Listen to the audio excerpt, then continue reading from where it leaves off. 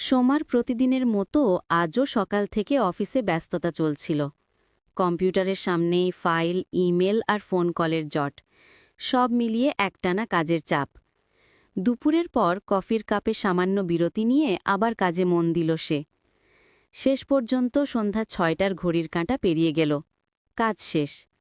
ক্লান্ত চোখে স্ক্রিন বন্ধ করে ব্যাগটা কাঁধে তুলে নিল সোমা। অফিসের লিফট থেকে নেমে শহরের আলো ঝলমলে রাস্তায় বেরিয়ে এলো সে। পেটের ভেতর তখন গুড়গুড় আওয়াজ।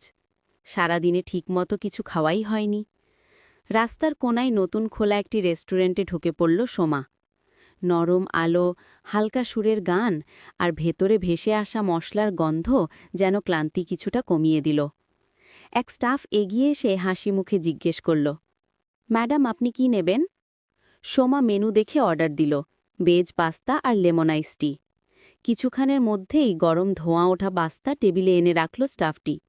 সুগন্ধে মন ভরে গেল সোমার। প্রথম কামড়ে বুঝল আজকের পরিশ্রমের পুরস্কার পেয়ে গেছে সে। খাওয়া শেষ করে বিল মিটিয়ে বাইরে বেরিয়ে এলো। রাস্তায় ঠান্ডা বাতাস বইছে, আকাশে একটু চাঁদের আলো। সোমা হাঁটতে হাঁটতে মনে মনে ভাবল, দিন যতই ক্লান্তিকর হোক, নিজের জন্য একটু সময় রাখতেই